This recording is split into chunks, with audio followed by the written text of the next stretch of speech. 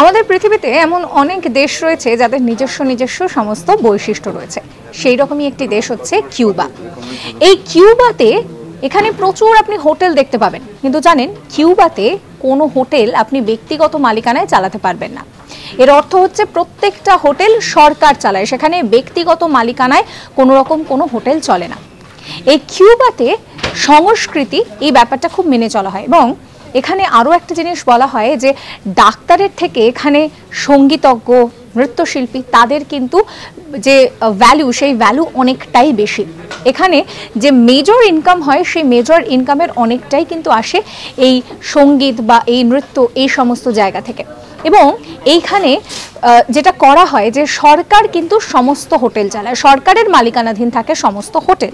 পাশাপাশি কিউবায় কিন্তু 2008 সাল পর্যন্ত সেল ফোন রাখার কোনো রকম কোনো পারমিশন ছিল না।